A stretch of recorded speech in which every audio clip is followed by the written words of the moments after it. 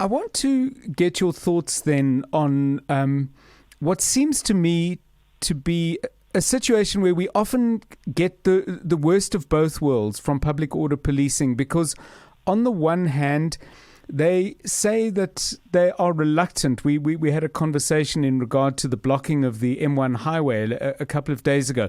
They're reluctant to make arrests because that escalates the situation. But it then seems to me that the situations themselves escalate. For example, if rocks are being thrown, if tires are being burnt, or something similar. And then there's an escalation of the deterrents that are used, moving all the way up to the rubber bullets we saw today. Are the police not very good at isolating people, getting hold of them and putting them in vans?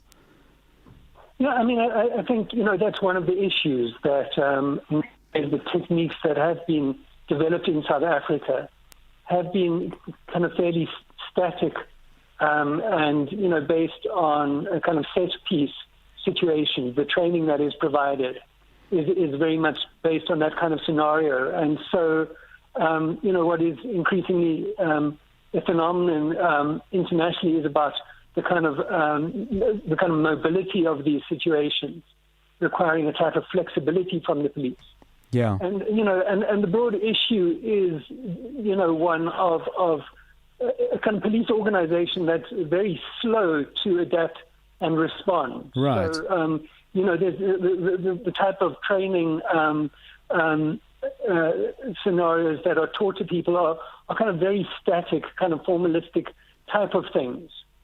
So, there's a basic issue with, the ability of our policing system to innovate and learn new lessons and incorporate that in, how police, for instance, respond to protests.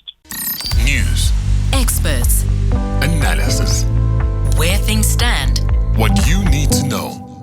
Drive home with John Perlman On 702.